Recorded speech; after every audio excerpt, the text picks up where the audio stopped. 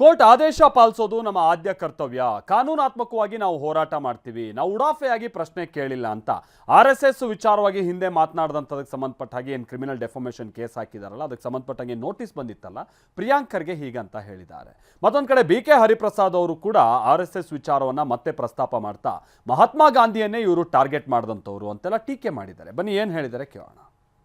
ಕಾನೂನನ್ನು ನಾವು ಪಾಲನೆ ಮಾಡ್ತೀವಿ. ಕೋರ್ಟ್ ಆದೇಶ ಏನಿದೆ ಅದನ್ನು ಪಾಲನೆ ಮಾಡೋದು ನಮ್ಮದು ಆದ್ಯ ಕರ್ತವ್ಯ. ಏನಿದ್ರೂ ಕಾನೂನಾತ್ಮಕವಾಗಿ ನಾವು ಹೋರಾಟ ನಡೆಸಿದ್ದೀವಲ್ಲ, ನಾವು ಸುಮ್ಮನೆ ಯಾವುದೋ ಉಡಾಫೆಯಾಗಿ ಪ್ರಶ್ನೆಗಳು ಕೇಳಿಲ್ಲ. ಇವೆಲ್ಲ ಸಹಜ. ಎಲ್ಲ ರೀತಿಯಿಂದ ಒತ್ತಡ ಹಾಕ್ತಾರೆ, ಅದಕ್ಕೆ ಉತ್ತರ ಕೊಡೋಣಂತೆ. ಸಂವಿಧಾನ ನಿಮ್ಮ ಪರವಾಗಿದ್ದಾಗ, ಕಾನೂನು ನಿಮ್ಮ ಪರವಾಗಿದ್ದಾಗ ಯಾವುದಕ್ಕೂ ಹೆದರೋ ಅವಶ್ಯಕತೆ ಇಲ್ಲ. ವಿಶ್ವತೀರ್ಥ ಪ್ರಸನ್ನ ಅವರು ಕೂಡ ಹೇಳಿಕೆ ಕೊಟ್ಟರು. ಈಗ ಅದೇ ನನ್ನ ಮಾತಂತೂ ಕೇಳಲ್ಲ, ನಿಮ್ಮ ಮಾತು ಕೇಳಲ್ಲ, ಸಂವಿಧಾನದ ಮಾತು ಕೇಳಲ್ಲ. ಅಟ್ಲೀಸ್ಟ್ ಧರ್ಮಗುರುಗಳ ಮಾತನ್ನ ಕೇಳಲಿ. ಅವ್ರೇನು ಹೇಳ್ತಾ ಇದ್ದಾರೆ, ಒಂದ್ಸರಿ ನೋಂದಣಿ ಮಾಡಿದ್ರೆ ಮುಗ್ದೋಯ್ತಲ್ಲಪ್ಪ.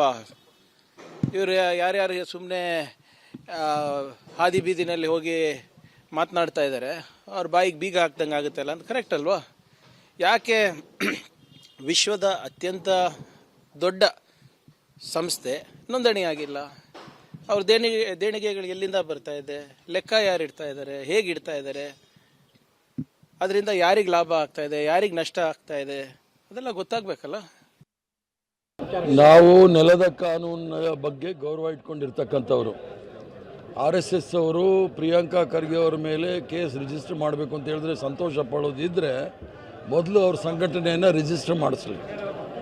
ಅದು ದ್ವಂದ್ವ ನೀತಿಗಳು ನಡೆಯೋದಿಲ್ಲ. ಕಾನೂನಿನ ಚೌಕಟ್ಟಿನಲ್ಲಿ law should take its own course. ನಾವು ಅದನ್ನು ಕೋರ್ಟಲ್ಲಿ ನಾವು ಅದನ್ನು ಯಾವ ರೀತಿ ಪ್ರತಿನಿಧಿಸಬೇಕು ಆ ಥರ ಮಾಡ್ತೇವೆ. ಟಾರ್ಗೆಟ್ ಏನಾಗೋದಿಲ್ಲ. RSS ಅವರು ಮಹಾತ್ಮ ಗಾಂಧಿನೇ ಟಾರ್ಗೆಟ್ ಮಾಡಿದ್ದಾರೆ. ಯಾರ್ಯಾರು ಸಂವಿಧಾನವನ್ನು ನಂಬ್ತಾರೆ, ಯಾರ್ಯಾರು ತ್ರಿವರ್ಣದ ಬಗ್ಗೆ ಗೌರವ ಇಟ್ಟಿದ್ದಾರೆ, ಯಾರ್ಯಾರು ಜಾತ್ಯತೀತ ತತ್ವದ ಬಗ್ಗೆ ಗೌರವ ಇಟ್ಟಿದ್ದಾರೆ, ಅವ್ರನ್ನ ಟಾರ್ಗೆಟ್ ಮಾಡ್ತಾರೆ. ಇದೇನು ಹೊಸದಲ್ಲ.